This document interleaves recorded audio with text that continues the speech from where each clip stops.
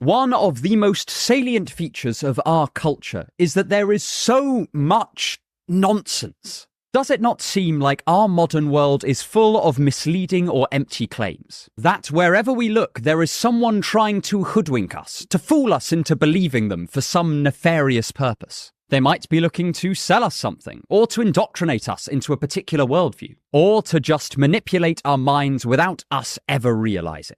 And, most terrifyingly of all, they often seem to succeed in this. In other words, we are swimming through an ocean of BS, and this threatens to keep us all misinformed, ignorant, and unquestioning. Not a pretty situation in the slightest. But what actually is BS, and how does it differ from a mere lie or untruth? Most importantly, how do we spot it and fight against it? Well, that is just what we shall look at today, drawing on Harry Frankfurt's exceptional philosophical essay on bull.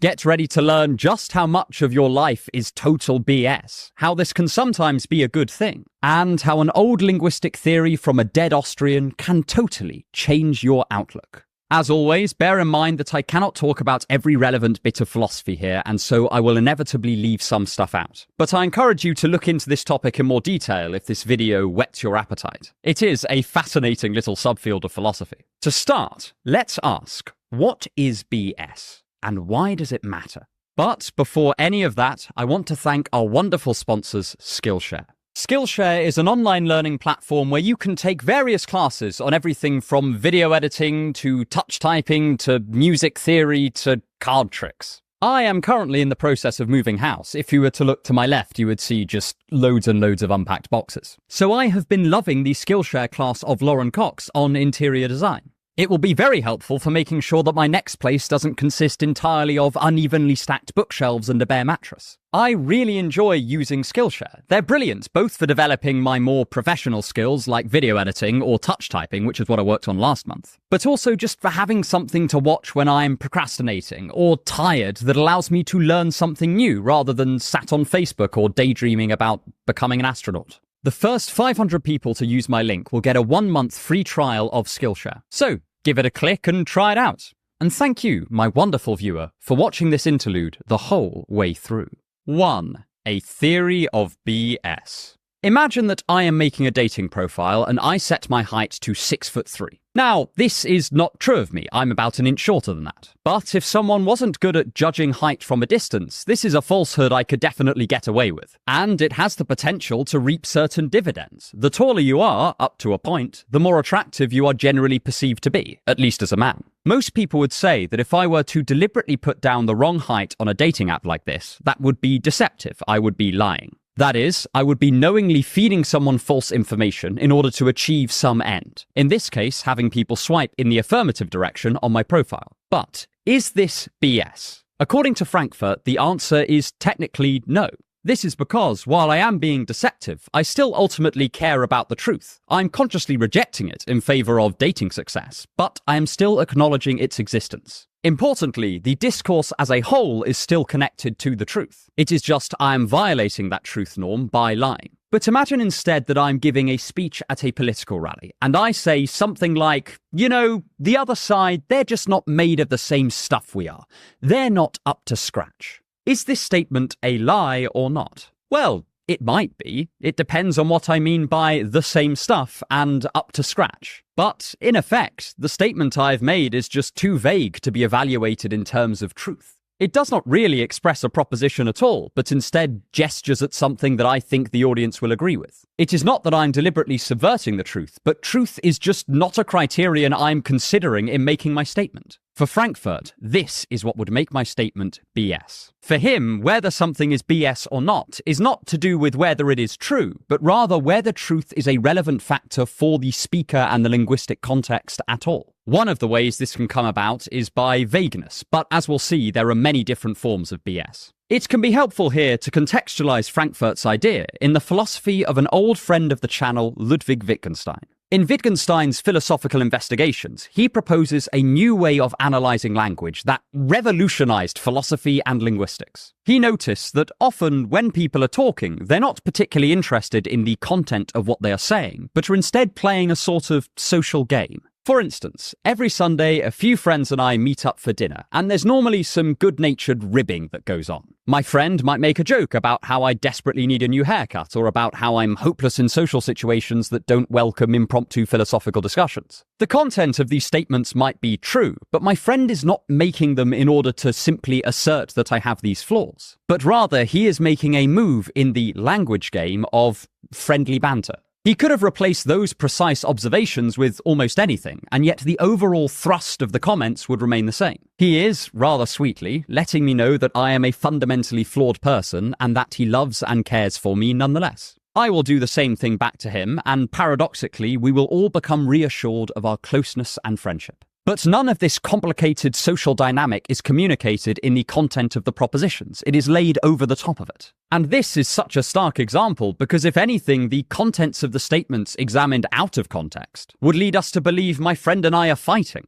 If I just told you that the other day my friend asserted that my hair looked bad and I'm socially difficult, you would probably think that I'd been insulted. But in this context, the contents of the sentences are far less important than what they represent socially, moves in this well-intentioned language game. We can even draw an analogy with other games like chess. In chess, if I take my opponent's queen with my knight, I'm not actually concerned with what physically happens. I do not care whether this particular piece of wood knocks over that particular piece of wood and then takes its place on a 64-square board. But it matters to me that in the context of the game, it represents my opponent losing their queen at little to no cost for me. It is not the physical move, but rather how the physical move is understood in the context of the game. Language games are very similar. Wittgenstein asks us not to just consider the assoteric interpretation of our sentences, but also what they are doing in the context of the conversation. Seen through this lens, BS represents a set of rules in a particular language game, one where the truth content of the assertion is totally irrelevant to its purpose. When an advert insists that 9 out of 10 dentists recommend our brand of toothpaste, that might be true, but the person who wrote the advert probably did not care if it was. If their survey came back to say that only 3 out of every 10 dentists recommended their brand, they would probably just redo the survey or leave it out of the advert. In fact, many such surveys do not ask the dentist directly about the brand, but they instead list them the ingredients of the toothpaste without comparing it to any of its competitors. So the actual finding of the survey, that dentists think brushing your teeth with toothpaste is good, is presented as if the dentists were lending a special recommendation to that particular brand, elevating its status as the medically advised option amongst its competition.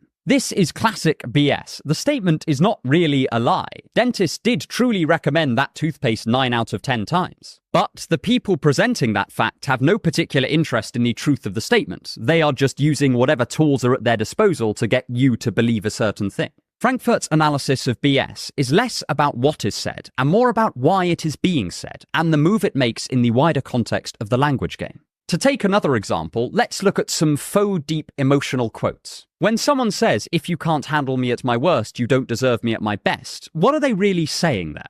Well, they're not concerned whether this is true or not. In fact, I'm not even sure it's the sort of thing that can be true or false. But they are trying to reassure themselves and others that they are worthy of love. The purpose of their statement is totally disconnected from whether it is true or not, and as a result, it is BS. So, that is a tentative working definition of BS. But next, I want to explore a very controversial idea. Is there such a thing as good BS? 2. Honest and dishonest BS. In my experience, many people think that BS is by definition bad. To exclaim, "This is BS," is to say that you are in a profoundly frustrating and nonsensical situation and that it's making you really quite angry. Very rarely do we recognize situations where BS is actually quite helpful and can even be fun.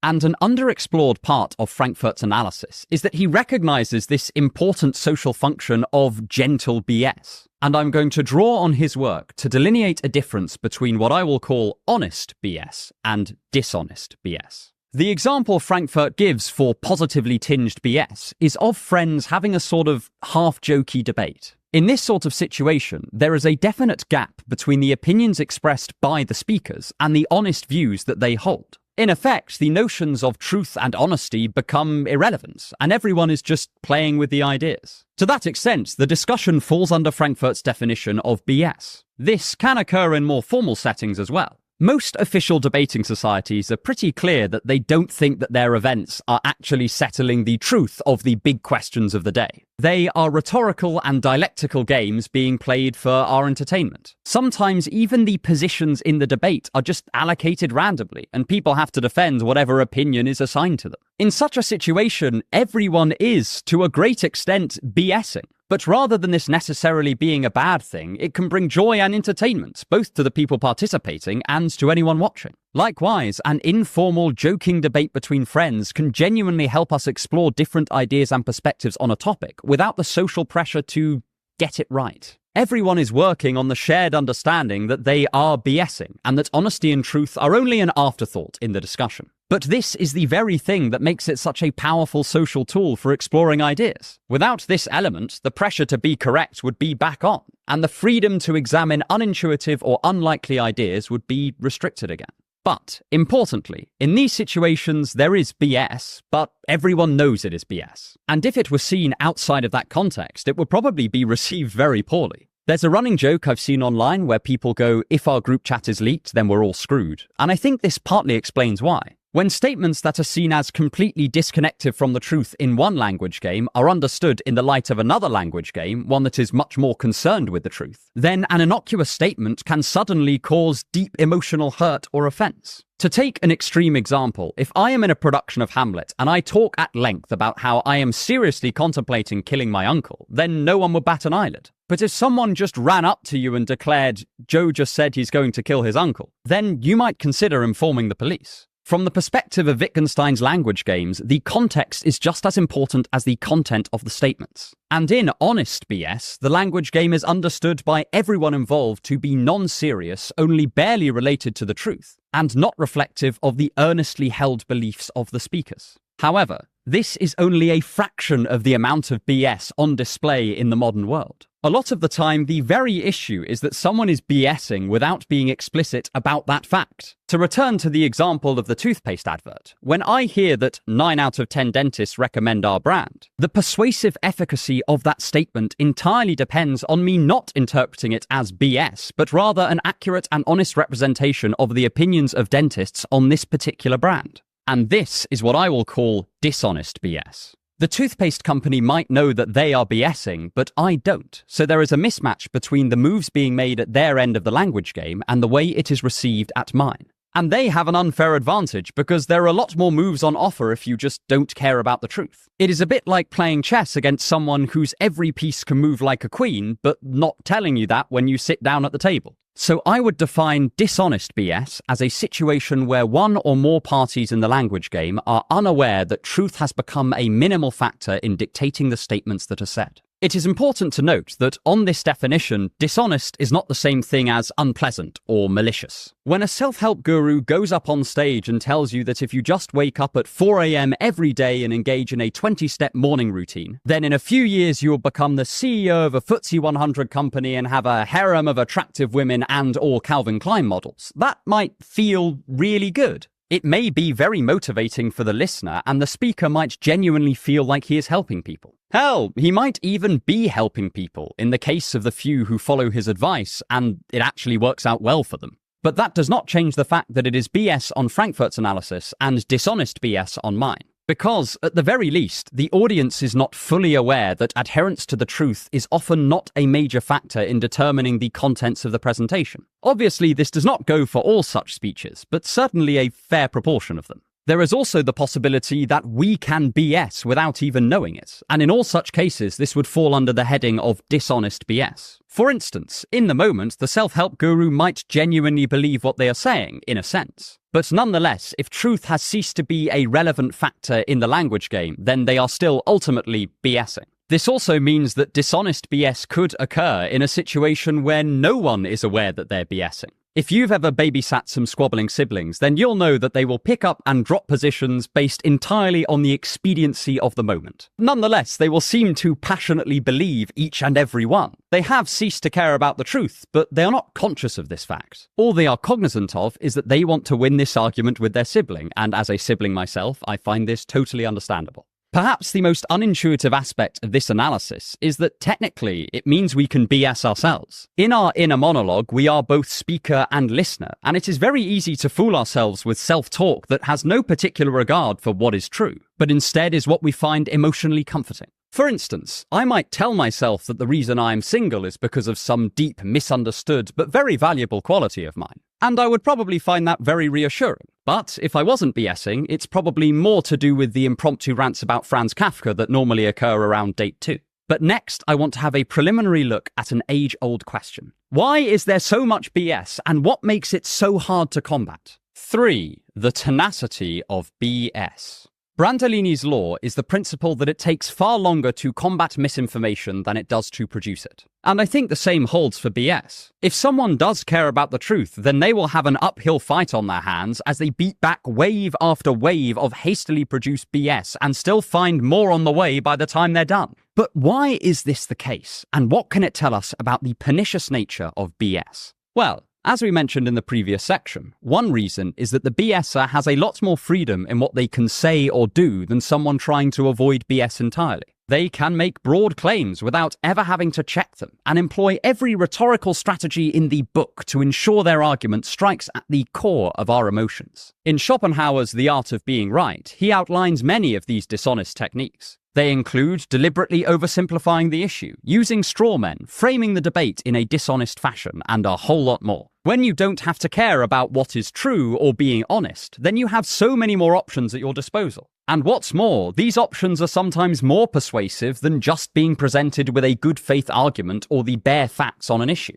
In his brilliant book, Thinking Fast and Slow, Daniel Kahneman outlines a whole host of ways in which we can unconsciously use heuristical reasoning, and how this can leave us vulnerable to manipulation and illicit persuasion. For instance, we are more likely to believe something if it is repeated to us many times, or if we are led to think that the majority of people already agree with it. We also lend more weight to evidence if we can easily recall it, and we can more easily recall things if we are emotionally invested in that memory. We also have a bias towards simplicity over complexity, even in issues where they are genuinely complex and there's no way of getting around that. None of this is always a bad thing, and it saves a whole load of our cognitive resources. But it means that we are very open to a skilled BS artist who can tap into those weak spots in our reasoning. On the other hand, checking the information we come across can be very time-consuming and cognitively taxing, and we often just have better things to do. And BS is even more difficult for this than an outright lie, because sometimes there is truth to what the BSer is saying.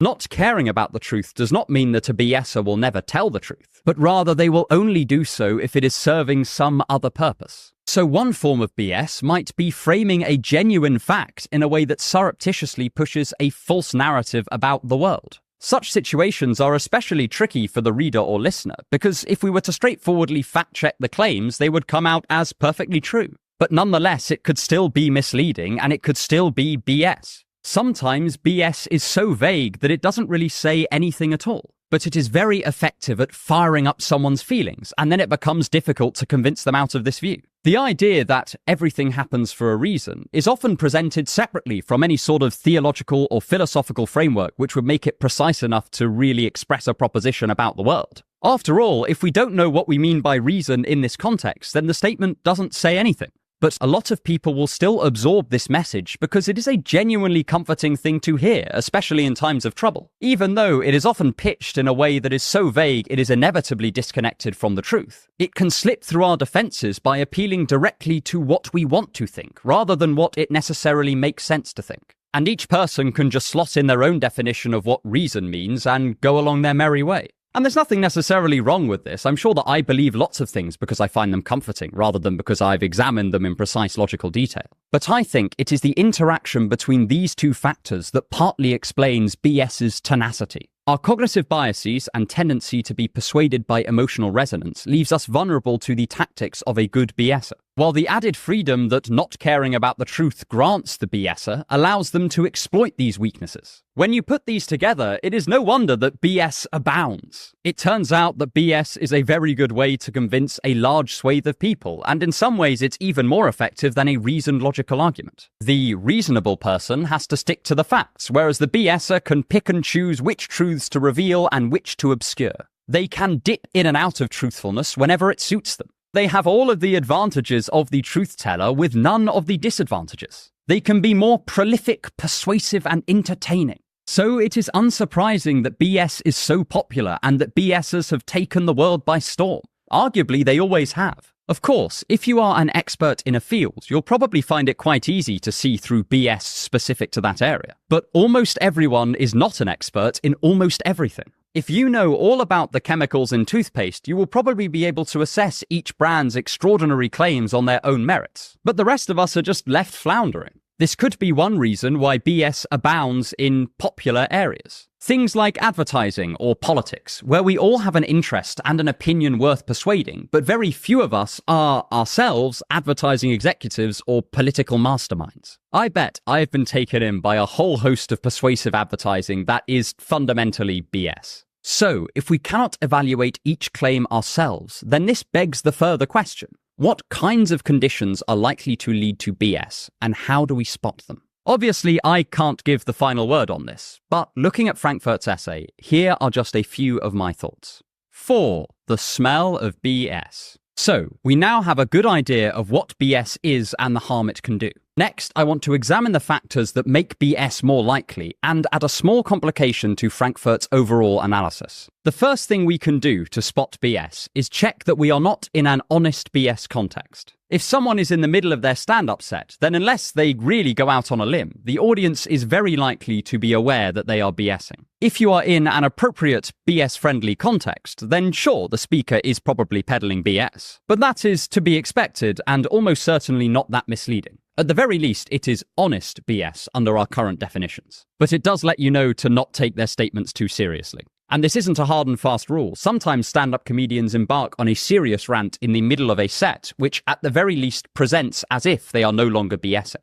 As we shall see, the line between BS and non-BS is very blurred in a lot of contexts. But the tricky part comes in situations where there is some BS tolerance, but on the whole, people are expected to be making a serious point. For instance, at a political rally, we are normally used to a certain amount of honest BS. When a politician pokes fun at their political opponents, this is sometimes BS that everyone is in on. However, here the distinctions become much more blurred, and in this context, we also have sets of incentives which push people towards not only BSing, but also concealing that they are BSing. Again, a political rally is a very good example of this. It is fair to say that at these events, politicians tend to be a bit touch and go with the truth, and they might indulge in a fair amount of BS. But the thing that makes this scenario potentially troubling is that sometimes the effectiveness of their BS entirely rests on the audience taking it as an indication of the truth. Say I am standing for office and my opponent's manifesto claims that they will clamp down on dangerous dog breeds.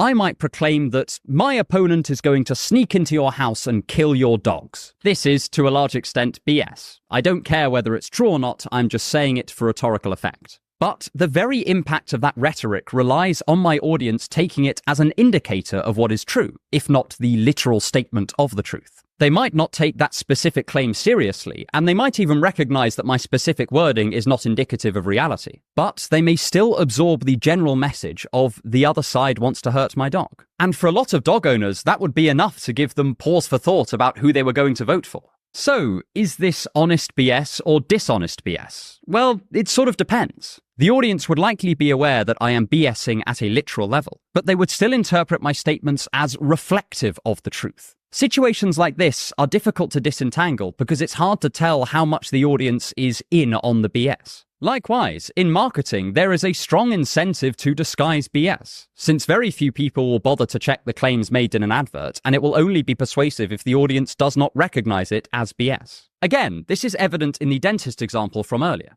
If the advert began with a disclaimer saying, whatever you see in this advert is not concerned with what is true, but instead with what will get you to buy our toothpaste, then the claims about how many dentists recommend that product would completely fall flat. And things get even more complicated than this, because in most situations, it is not a simple matter of whether somebody cares about the truth or not, but rather to what extent the truth matters to them in this context, and to what extent they are unconcerned with it or it is subordinate to other motivations. You could almost picture a scale running from perfectly truth-seeking dialogue, like the kind Plato imagined taking place between his philosopher kings, and total BS, like an absurdist bit of comedy. And the incentives we have looked at can let us know how far along this line we are and how likely the speaker is to be concealing just how far along this line they are. Two factors we might consider looking at are 1, the extent to which the person stands to gain by BSing, and 2, the likelihood that if they were to BS, they would be found out and punished for it. If I was in court testifying for a stranger's innocence because I happened to meet them when they were alleged to be committing a crime, the incentives just aren't there for me to BS. I have almost nothing to gain by not caring about the truth here, and at the same time, the consequences for BSing would be quite severe. If I were to lose track of what was true and end up giving some information that I knew to be false, then I could end up facing my own charges of perjury. In a lot of everyday situations, there is normally a little bit to gain by BSing, but also the likelihood of being found out is not that high. If I really embellish an exciting day to a friend, they are probably not going to call me out on it, but there is also not that much that I would achieve by doing this. Nonetheless, the incentives are there for a general, low-cost, subtle undercurrent of BS just in our everyday conversations. And if you reflect on many of the casual conversations you have, I think this will be borne out. There isn't necessarily a lot of total BS, but there is a window of tolerance for some minimal BSing. However, in situations where there is a lot of money to gain by BSing and not much oversight, the incentives are totally there to BS. Obviously, it depends on the principles of the individual person, but at the very least, the external environment becomes an ideal breeding ground for BSers. And again, each individual person or piece of speech can BS to a greater or lesser extent. One person in one situation might only be willing to exaggerate and not care about representing events exactly as they happened, but otherwise remain very connected to the truth. Whereas another person in an entirely different situation might not care about reality at all, and would happily make up whatever they needed to get their own way. And I think this use of scales can be very helpful in interpreting Frankfurt's analysis. Life and discourse and discussion is unfortunately not as simple as merely sorting the BS from the non-BS. Oftentimes, it is working out exactly where this conversation is on the BS scale in order to gauge just how seriously we should take our speaker. And this is a non-algorithmic problem. It requires us to become immersed in multiple social situations in order to see what the conditions for BS are, and what the tolerance for BS is in different scenarios. But I do think this is worth doing, because combating BS is difficult, but once we've learned to spot it, it can become that bit easier. If the incentives are aligned to encourage BSing, that is by no means a perfect test. But it does mean we should be more alert to the possibility that this person we assume cares about truth, honesty, and good faith discussion is merely peddling bullshit. And if you want to explore how to combat BS in more detail, then there is no better way to do it than by learning the Socratic questioning model. And you can find my video on that right here. And stick around for more on thinking to improve your life.